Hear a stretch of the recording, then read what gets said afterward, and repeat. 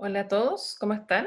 Mi nombre es Constanza Kuf y les doy la bienvenida a nuestra segunda clase titulada Identificación de grupos de riesgo de resultado adverso intraparto. Esta presentación tiene como objetivos de aprendizaje reconocer los determinantes del bienestar fetal intraparto, identificar los grupos de riesgo de resultado adverso perinatal, comprender la respuesta fetal a los distintos tipos de hipoxia y realizar el enfrentamiento inicial a la paciente con monitoreo fetal electrónico alterado. Los contenidos a revisar son conocer los determinantes del bienestar fetal intraparto, los grupos de riesgo de resultado adverso o de asfixia perinatal, los tipos de hipoxia y respuesta fetal, y el enfrentamiento inicial a la paciente con monitoreo fetal electrónico alterado y las conclusiones. Todos sabemos que el trabajo de parto constituye un estrés fisiológico para el feto y la madre. Este estrés habitualmente va a ser muy bien llevado en fetos habitualmente sanos, con buena reserva. Sin embargo, vamos a ver que van a haber algunos grupos que no van a tolerar este estrés de forma fisiológica y van a ver sus mecanismos alterados de reacción en el fondo a la hipoxia. Sabemos que el trabajo de parto va a generar cambios importantes a nivel del sistema inmunológico, del sistema respiratorio, cardiovascular fetal, y también va a permitir que este feto recién nacido adopte la flora vaginal y la flora bacteriana finalmente de su madre, que hoy en día tiene un sinnúmero de beneficios. Sin embargo, si bien la mayoría de los trabajos de parto van a evolucionar favorablemente y con buen resultado, es muy importante siempre mantener una alta sospecha porque ese resultado favorable no siempre va a ser posible. Es por eso que es muy importante que identifiquemos los trabajos de parto que no evolucionan favorablemente y donde hay sospecha de un deterioro fetal. En la clase anterior vimos que durante el trabajo de parto, nuestra principal herramienta para evaluar el bienestar fetal es el monitoreo fetal electrónico. Y la mayoría de las veces nos vamos a encontrar con trabajos de parto fisiológicos, con monitoreos fetales categoría 1, que nos van a permitir seguir con el trabajo de parto absolutamente de forma normal. Y al contrario, en ocasiones nos vamos a topar con monitoreos categoría 2, o afortunadamente en una menor proporción, con monitoreos categoría 3. Sabemos que alrededor del 80% de los trabajos de parto van a presentar un monitoreo fetal categoría 2, y es por lo mismo que tenemos que estar preparados para enfrentar estos casos. Vamos a revisar a continuación cuáles son los determinantes del bienestar fetal intraparto. Como ya vimos, el trabajo de parto constituye un estrés para el feto, y es por eso que es muy importante conocer cuáles son los determinantes del bienestar fetal durante el trabajo de parto. Es muy importante que el bebé tenga un crecimiento fetal adecuado, idealmente también una placenta que funciona bien, y evidentemente que el trabajo de parto evolucione también favorablemente. El escenario ideal sería un embarazo de término, sin patología materna, sin patología fetal. Sin embargo, sabemos, sobre todo en nuestros centros, que ese escenario ideal pocas veces se conjuga. Y esto es importante porque hay que recordar que con cada contracción uterina disminuye el flujo uteroplacentario hacia el feto entre un 40 a un 60%. Y es por esto que cualquier feto con predisposición a la hipoxia, con disminución de sus reservas fetales, o cualquier trabajo de parto en un feto muy sano, por un trabajo de parto totalmente prolongado, con taquicistolía de forma constante, evidentemente va a terminar agotando las reservas de este feto y podemos terminar con un mal resultado y un resultado finalmente adverso. El bienestar fetal intraparto, entonces, depende fundamentalmente de la nutrición fetal, de la función placentaria y de las características propias del trabajo de parto. La nutrición fetal involucra no solo la administración de nutrientes y energía al feto, sino también la producción de desechos metabólicos, ¿ya? Y eso va a generar en el fondo el balance del estado ácido-base fetal y en el fondo de su oxemia. ¿Cuándo vamos a ver que la nutrición fetal está alterada? En casos de desnutrición, o por otro lado de sobrenutrición fetal, como la restricción de crecimiento fetal, aquel feto grande o macrosómico, en los hijos de madres diabéticas con mal control metabólico, uno ve que estos fetos en el fondo están sobrealimentados y al tener un exceso de nutrientes, tienen un exceso de producción de desechos metabólicos. Y es aquí, como vemos esta foto, en el fondo estos bebés macrosómicos, grandes o gorditos, evidentemente tienen una tasa de estrés metabólico y de desechos mucho mayor que un feto normal, y por otro lado, el feto con restricción de crecimiento fetal también tiene una insuficiencia en el fondo de nutrientes y por lo tanto va a tolerar de mucho peor forma la disminución de los nutrientes, por ejemplo, en el trabajo de parto con las contracciones uterinas. La función placentaria es fundamental porque la placenta no solo es la que lleva el oxígeno y los nutrientes al feto, sino que también la que elimina los desechos metabólicos. Siempre nos concentramos en el fondo en el crecimiento, en el hecho de que la placenta es la que suple, ¿verdad?, de nutrientes y oxígeno. Sin embargo, siempre hay que recordar que la placenta también es la que extrae los desechos. Por lo tanto, cuando uno tiene una insuficiencia placentaria, no solo falla la llegada de nutrientes y oxígeno al feto, sino que también la eliminación de los residuos metabólicos.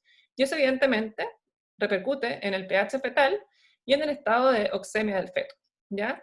En caso de insuficiencia placentaria, vamos a ver en el fondo una disminución del oxígeno, un aumento de los desechos metabólicos, un aumento del CO2, que son todos muy perjudiciales para el feto y para el recién nacido. ¿Cuándo vamos a estar en un contexto de insuficiencia placentaria? Cuando hay preeclampsia, restricción de crecimiento fetal o embarazo gemelar, por ejemplo. Y también en ocasiones los embarazos en vías de prolongación. Hay que recordar que la placenta envejece, que sobre las 41 semanas la placenta sufre apoptosis y muerte celular programada de forma significativa, y evidentemente eso repercute en la función placentaria. Es por eso, por ejemplo, que una placenta envejecida o una placenta hipoplásica y chiquitita de un feto con restricción de crecimiento, evidentemente es una placenta que no funciona al 100%. Entonces, si pensamos que hay una insuficiencia placentaria y estimamos que esa placenta, en vez de funcionar al 100%, funciona al 80%, si consideramos que en el trabajo de parto el flujo útero-placentario disminuye a la mitad, tenemos que un bebé finalmente, durante cada contracción, si la placenta inicialmente funciona apenas al 80%, con las contracciones va a funcionar con suerte al 40%. Y evidentemente eso va a repercutir en cómo tolera el feto el trabajo de parto. Y como les comentaba, este trabajo de parto, si bien es fisiológico, vamos a ver que en ocasiones va a ser un estrés excesivo para el feto, ya sea porque este feto no lo tolera, o porque hay ocasiones en que realmente los trabajos de parto se prolongan de forma, en el fondo, como innecesaria. Vamos a ver que en ocasiones vamos a hacer inducciones de trabajo de parto y vamos a someter a estos fetos a un estrés mayor del fisiológico, y es por eso que es muy importante identificar las distancias de trabajo de parto, evitar absolutamente la taquisistolía y evitar también la hipotensión post-anestesia. Y hay que recordar, como les comentaba, que el estrés del trabajo de parto no solo es para la madre, sino que evidentemente este feto también se estresa de sobremanera. Un estrés fisiológico, pero que está a un pequeño paso de volverse un estrés, en el fondo desmedido, con un riesgo de generarnos un mal resultado. ¿Cuáles van a ser los grupos de riesgo o resultado adverso intraparto? Si ya conocemos cuáles son los determinantes del bienestar, vamos a poder identificar más fácilmente aquellos grupos que tienen más riesgo de desarrollar una hipoxia durante el trabajo de parto y un resultado adverso o una asfixia perinatal. Los grupos de riesgo los vamos a clasificar en conjunto dentro de aquellos grupos con insuficiencia placentaria, aquellos embarazos con mayor riesgo de acidosis fetal, aquellos embarazos con mayor riesgo de taquicistolía y por último, con mayor riesgo de meconio anteparto. La insuficiencia placentaria, como ya les comentaba, va a generar alteraciones en la llegada de oxígeno y nutrientes al feto y también alteraciones en la eliminación de sus desechos metabólicos. Y las patologías que se asocian a insuficiencia placentaria son principalmente el síndrome hipertensivo del embarazo, tanto la hipertensión crónica como la preeclampsia. Se ha visto en ambas patologías que las placentas de embarazadas con patología como hipertensión crónica o preeclampsia son placentas que están dañadas, que tienen vasos sanguíneos de menor calidad, de menor grosor, y por lo tanto tienen un lumen menor y una llegada en el fondo de flujo sanguíneo y de oxígeno y nutrientes al feto restringida. La restricción de crecimiento fetal es evidente, que hay una insuficiencia placentaria, es la fisiopatología de esta patología. El embarazo posttérmino, como les comentaba, la placenta también envejece y sufre muerte celular programada, y los embarazos gemelares evidentemente son un grupo de riesgo, donde dos bebés o a veces más comparten el espacio que originalmente debiese ser para un bebé, e incluso los embarazos monocoriales comparten una placenta, dos gemelos, muchas veces habiendo un gemelo que se lleva una parte menor de la placenta, y eso evidentemente genera un grado de insuficiencia y un grado de menor tolerancia al estrés del trabajo de parto.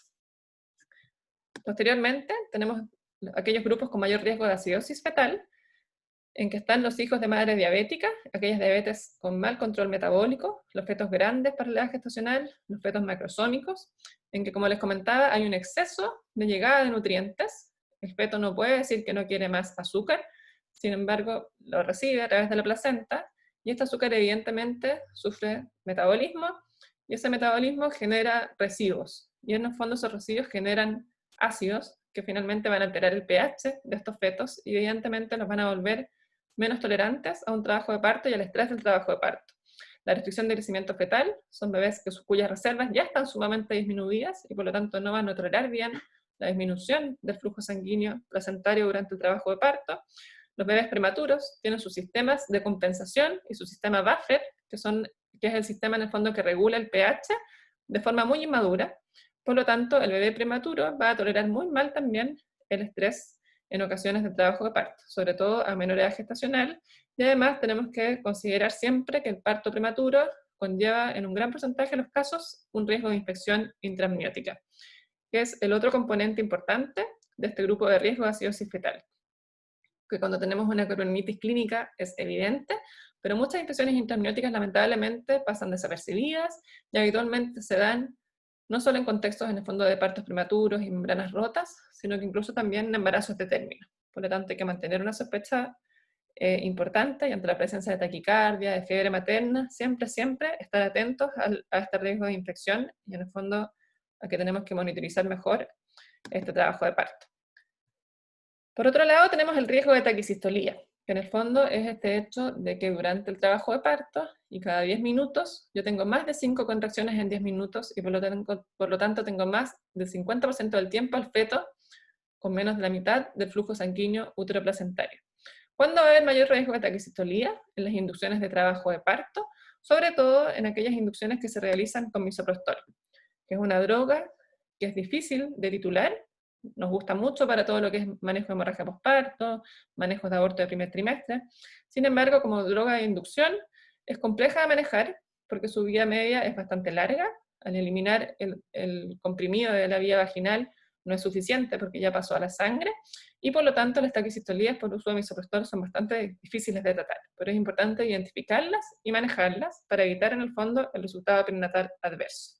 Y finalmente vamos a tener la aceleración oxitóxica, que si bien es favorable y nosotros la podemos titular, y es fácil de manejar, vamos a ver que muchas veces en los resultados adversos perinatales que hemos tenido hay una aceleración oxitóxica, a veces desmedida, con un ascenso progresivo de las dosis, sin que sea necesario.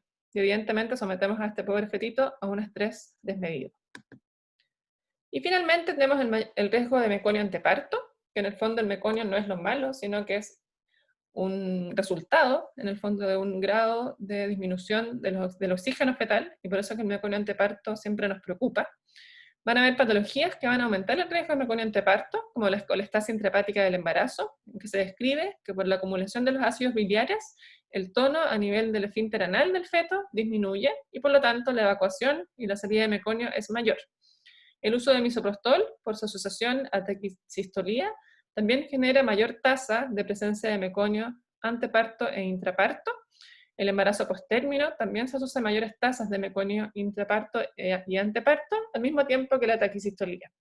Y como les comentaba, la presencia de meconio en el trabajo de parto, estos meconios grado 2 y sobre todo el meconio grado 3, en el fondo habla de que el feto en el fondo está sufriendo un poco, está con disminución de sus niveles de oxemia, orina menos, hace menos pipí y hace más caquita, y en el fondo esa caquita, como el bebé además hace menos pipí, es una caquita concentrada, que es peligrosa porque al entrar a la vía aérea, esas deposiciones generan unos efectos de tapón y finalmente en el fondo obstruyen la vía aérea y generan toda una patología que es el síndrome aspirativo meconial, que es muy malo. Por lo tanto, ya definimos cuáles son los factores que determinan el bienestar fetal, cuáles van a ser los grupos de riesgo de asfixia o de hipoxia anteparto, y por lo mismo es importante identificar cuál va a ser la respuesta que el feto va a tener ante distintos tipos de hipoxia, ¿ya? Vamos a ver que en la práctica clínica nos vamos a enfrentar a distintas hipoxias fetales. Existe la hipoxia crónica, la hipoxia aguda, la hipoxia subaguda y también la hipoxia progresiva. Y vamos a ver que la respuesta fetal va a ser distinta en cada caso. En la hipoxia crónica, que vemos algunos casos, por ejemplo, en los casos de restricción de crecimiento fetal en estadios avanzados, en los embarazos gemelares con insuficiencia placentaria y con patología placentaria, o en los casos de anemia fetal, como vimos en la clase anterior con estos patrones sinusoidales del monitoreo fetal externo. Vamos a ver en el fondo que estos fetos hipóxicos muchas veces van a llegar ya con un estado no tranquilizador, con un estado sospechoso en el fondo de que el feto no está bien. Si recordamos, el monitoreo fetal electrónico finalmente representa el sistema nervioso central del feto, ¿verdad? Y su estimulación a través de estimulación cardíaca, perdón, a través del sistema simpático y parasimpático del feto. Y por lo tanto, cuando tenemos estados de hipoxia crónica, bebés cuyo oxígeno sanguíneo es constantemente bajo, vamos a ver que ocurre un trazado bastante poco reactivo, una variabilidad habitualmente disminuida, porque en el fondo es un sistema nervioso central que está hipóxico y que está, por decirlo de alguna forma, dormido. Por lo tanto, en estados de hipoxia crónica vamos a tener monitoreos habitualmente con muy poca variabilidad. La taquicardia puede estar presente como un mecanismo compensatorio, pero evidentemente, tarde o temprano, este bebé va a empezar a desacelerar y la evolución natural de estos casos es al óbito fetal o al daño neurológico finalmente irreversible.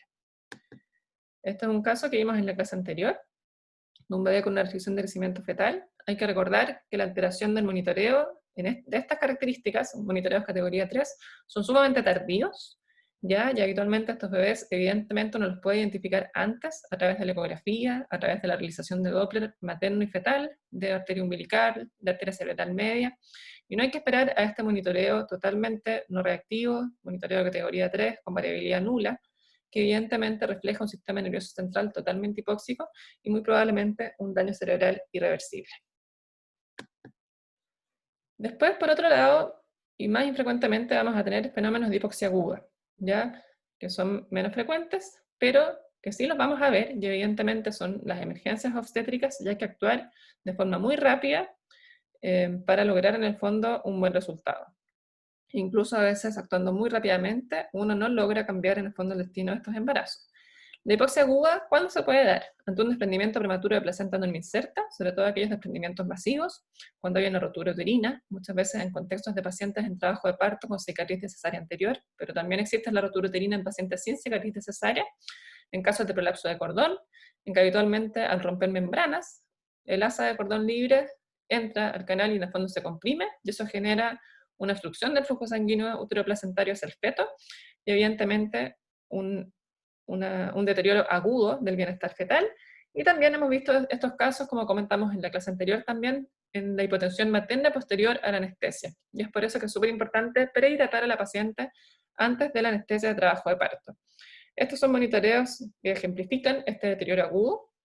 Si se fijan acá a la izquierda, tenemos un monitoreo que venía perfecto, con buena frecuencia cardíaca, con buena variabilidad, una variabilidad moderada, y que de repente, súbitamente, hay un deterioro abrupto.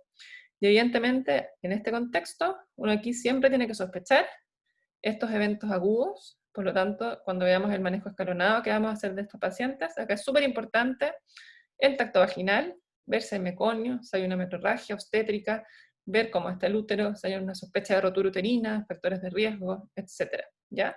Y acá hay otro caso real, en que es un feto que ya venía con un poquito de taquicardia, con una variabilidad ya disminuida, que evidentemente en algún momento ya se descompensa, o ya sus reservas casi que se acaban, y se acelera en el fondo de forma abrupta y a una frecuencia cardíaca sumamente baja, cae en bradicardia. Por otro lado, vamos a tener la hipoxia subaguda, que son estos fetos en el fondo que tratan de mantener su frecuencia cardíaca, pero que tienen estas desaceleraciones de forma constante y reiterada. Y en el fondo el feto trata de compensar ante la falta de nutrientes y oxígeno. El síndrome de taquisistolía disminuye la llegada de oxígeno y nutrientes al feto y al mismo tiempo disminuye la eliminación de sus desechos, por lo tanto estos bebés acumulan CO2, disminuyen sus niveles de oxígeno y evidentemente pueden terminar en un muy mal resultado. Cuando uno revisa, por ejemplo, las asfixias de los centros, muchas veces uno se encuentra con taquicistolías que incluso no fueron diagnosticadas. A todos nos ha ocurrido asistir en ocasiones, por ejemplo, expulsivos o pacientes en trabajo de parto, y de repente uno tiene un resultado muy inesperado, y cuando nace el bebé, nace con un Apgar muy bajo, y uno realmente no entiende el por qué. Sin embargo, cuando uno va a revisar el monitoreo, muchas veces esas pacientes han estado con taquicistolía durante horas.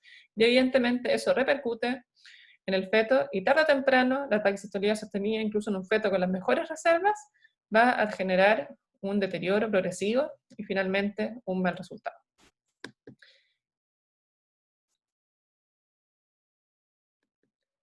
Y por último, tenemos la hipoxia progresiva, que se va a dar en ocasiones en trabajos de parto en grupos de riesgo, en estos trabajos de parto prolongados, o también en la taquicistolía, que lo primero que ocurre en estos fetos es una taquicardia compensatoria. Habíamos hablado en el fondo que cuando el feto sensa que sus niveles de oxígeno están más bajos, lo normal es que aumente la frecuencia cardíaca de su corazoncito para llevar más oxígeno y nutrientes al cerebro, al corazón y a sus órganos, y por eso hace una taquicardia.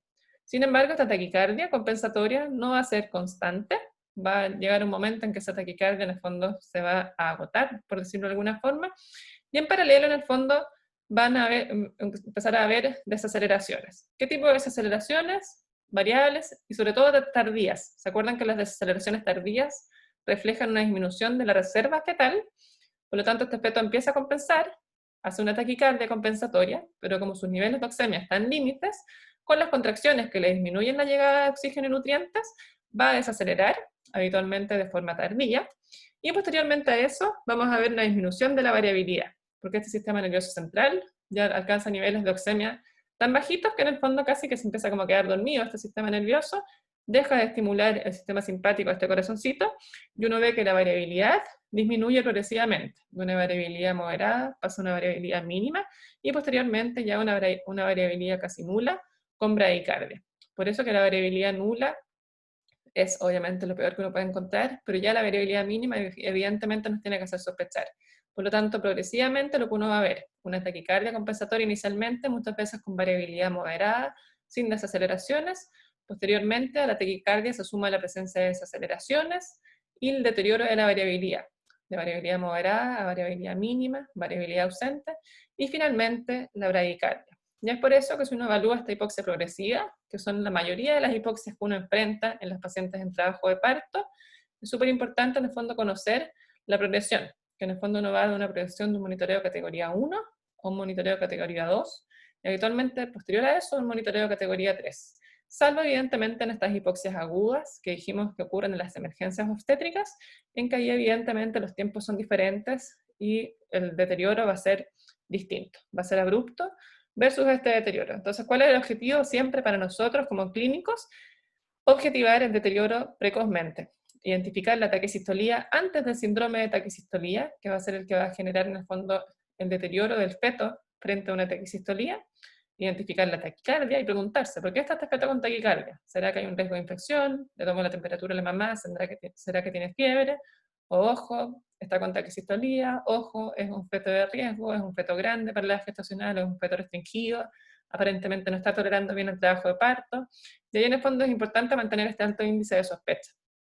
¿Ya? Y en el fondo siempre hacer la evaluación completa del caso. Por último, para finalizar, vamos a ver cuál va a ser el enfrentamiento inicial a la paciente con monitoreo fetal electrónico alterado. Entonces dijimos que vamos a estar en estos tres contextos, monitoreos categoría 1 o categoría 2 y categoría 3, y evidentemente todos nuestros esfuerzos tienen que enfocarse en los pacientes con monitoreos categoría 2 y obviamente también con categoría 3. Sin embargo, los pacientes con monitoreos categoría 2 van a ser la mayoría, y dijimos que pueden ser hasta el 80% de las pacientes en trabajo de parto.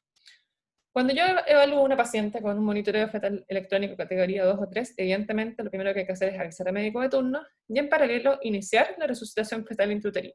Recuerden que la resucitación fetal intrauterina consiste en tomar todas las medidas que logren llevar mayor cantidad de oxígeno al feto y en el fondo restablecer el flujo uteroplacentario de la mejor manera, cosa que el feto pueda oxigenarse bien y al mismo tiempo pueda eliminar sus desechos. Esto consiste básicamente en la primera línea en suspender los uterotónicos, en poner a la paciente en decúbito lateral izquierdo y volumizar con suero fisiológico entre 500 o 1000 cc rápido. ¿Ya? Suspender los uterotónicos incluye en el fondo suspender la oxitocina. En ocasiones, si hay una taquicistolía muy marcada, podemos usar incluso tocolíticos endovenosos, como la nitroglicerina, por ejemplo. Y durante la bulimización es siempre importante igual considerar, por ejemplo, los pacientes con preeclampsia severa, que esos pacientes muchas veces no pueden tolerar grandes volúmenes de suero, por lo tanto en esos pacientes es el único grupo que uno debiese bulimizar con moderación. Y evidentemente, bueno, pacientes con cardiopatías, pero esos pacientes habitualmente son bastante poco frecuentes y muchas veces tienen protocolos en el fondo muy, muy estrictos de manejo del parto. Y como segunda línea siempre está la opción de administrar oxígeno materno o en caso de hipotensión materna, administrar también, ¿verdad?, efedrina.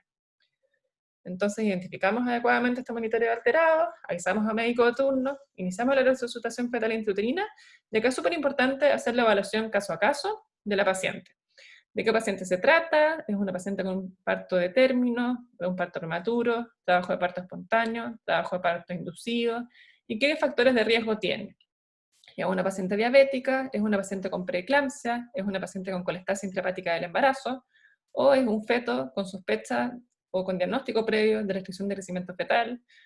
¿Es un feto grande para la edad gestacional? ¿Es un embarazo en vías de prolongación?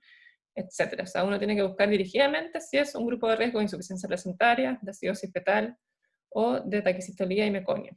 A veces no identificamos ningún factor de riesgo en la historia, pero sí identificamos, por ejemplo, en el monitoreo, periodos prolongados de taquicistolía, y evidentemente la taquicistolía, como les decía, es factor suficiente para un deterioro fetal significativo intraparto. Posterior a identificar estos grupos de riesgo, siempre vamos a hacer tacto vaginal. ¿Y qué vamos a buscar en ese tacto vaginal? De partida, eventos agudos, eventos de deterioro agudo del bienestar fetal, como el prolapso de cordón. Vamos a ver siempre, evidentemente, la dilatación de la paciente, en qué etapa del trabajo de parto está, en qué estación está la presentación fetal, y vamos a ver, evidentemente, cómo está el líquido amniótico. Si hay un líquido claro, muy diluido, eso evidentemente a uno lo refuerza en el sentido de que es probable que el feto esté en buenas condiciones, pero evidentemente si hay una metorragia, si yo identifico un meconio grado 2 y sobre todo un meconio grado 3, sumado a un monitoreo alterado, son muy malos factores, porque evidentemente aumentan la probabilidad de tener un resultado adverso al momento del nacimiento. Y como les comentaba, posterior al tacto vaginal, siempre es importante ver el partograma. ¿Por qué? Porque en el partograma de esa paciente yo voy a ver cómo está evolucionando ese trabajo de parto y yo voy a lograr estimar cuánto falta para que ese bebé nazca y cuánto falta para que ese parto se resuelva. Si estoy recién en la fase latente o estoy recién con 5 centímetros, tengo un monitoreo categoría 2 en un embarazo de riesgo, porque es un parto prematuro o es un feto con restricción de crecimiento fetal, tengo un monitoreo de categoría 2 y además tengo un metconio grado 2, evidentemente el 90%, 95% de los colegas probablemente interrumpiríamos por vía alta. Sin embargo, si es una paciente multipara de 3, que está con 9 centímetros, que tiene un monitoreo de categoría 2, incluso con un meconio 2, yo sé que esa paciente yo en 15 minutos o 30 minutos máximo puedo tenerla con el bebé en brazos.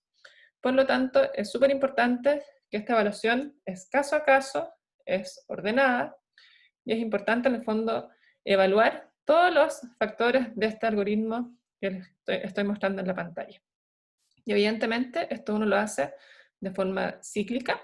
Uno hace la resucitación, evalúa a la paciente caso a caso, hago tacto vaginal, identifico mis factores de riesgo y evalúo 15, 30 minutos cómo estamos. Vuelvo a categorizar el monitoreo. Si el monitoreo cambió y mejoró y actualmente está en categoría 1, probablemente voy a dejar a la paciente monitorizada más tiempo, voy a retomar de a poco el trabajo de parto, puedo incluso después retomar la oxitocina con moderación, pero evidentemente si eso no revierte y el monitoreo sigue categoría 2, el trabajo de parto no progresa, ahí evidentemente uno va a optar por la interrupción del trabajo de parto y la interrupción del embarazo por la vía más expedita.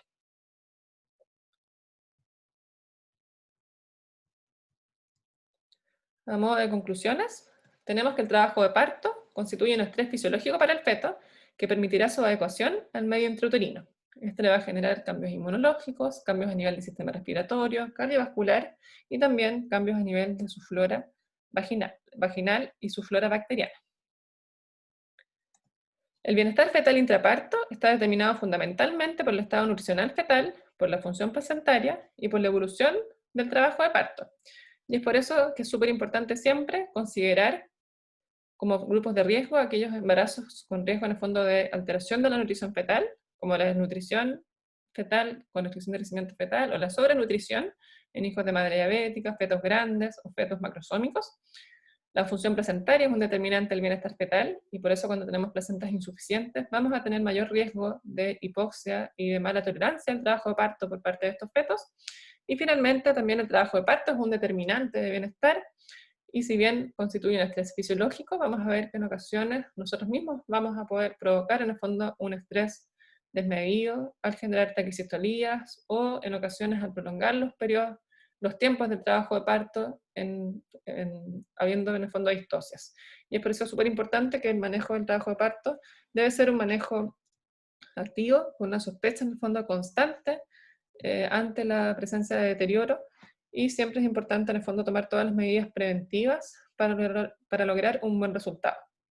Existen grupos de riesgo de hipoxia fetal y de resultados adversos que deben identificarse precozmente, por eso es súper importante la historia clínica, la anamnesis completa, evaluar el control maternal, evaluar los exámenes que la paciente tiene. Pacientes con anemia, por ejemplo, también son pacientes que si son anemias muy significativas, ya llevan de base también una disminución de oxígeno al feto, y por lo tanto también son embarazos de mayor riesgo. Recordar los factores de riesgo de asfixia, aquellos con insuficiencia placentaria, aquellos grupos con riesgo de acidosis fetal, aquellos con riesgo de taquicistolía o de meconio anteparto. Y evidentemente no siempre hay uno solo, sino que a veces tenemos embarazos donde confluyen. Cosas que se me ocurren, pacientes con obesidad, que muchas veces tienen sobrenutrición materna y evidentemente también sobrenutrición fetal, diabetes, hipertensión, o estas mismas pacientes que en ocasiones son incluso hipertensas crónicas, diabéticas, tienen obesidad y tienen preeclampsias sobreagregadas, evidentemente son grupos de altísimo riesgo. Y son grupos que nosotros vemos muy representados en nuestra práctica clínica. Para finalizar, sabemos que la evaluación de la paciente con monitoreo fetal externo alterado debe ser personalizada y oportuna, y se debe realizar, como les comentaba, resucitación fetal intrauterina, buscar siempre activamente los factores de riesgo de hipoxia, considerar los hallazgos del tracto vaginal en la toma de decisiones y evidentemente los tiempos del trabajo de parto para lograr un buen resultado. Ante un monitoreo categoría 2 o 3, debemos siempre avisar a los médicos de turno, iniciar la resucitación fetal intrauterina con sus principales pilares de manejo, identificar los grupos de riesgo de hipoxia intraparto, realizar tacto vaginal, evaluando cómo está la evolución del trabajo de parto y si hay presencia que nos haga sospechar un deterioro agudo, un desprendimiento, una rotura uterina, un prolapso de cordón, y evidentemente siempre hay que evaluar el partograma, ver y estimar cuánto falta para que ese bebé nazca, y esto hacerlo de forma periódica y cíclica. Una vez que uno hace todas estas maniobras, se da 15, 30 minutos cuando son monitoreos categoría 2 y reevalúa. Ahora, si es un monitoreo categoría 3, yo dispongo de 5, 10 minutos para tomar la decisión de cambiarme a un escenario quirúrgico o en el fondo interrumpir el embarazo por la vía más expedita. Les dejo mi mail nuevamente ante cualquier consulta que tengan, y los dejo invitados a participar y a inscribirse para la sesión de aprendizaje basada en casos clínicos que vamos a llevar a cabo durante las próximas semanas. Muchas gracias.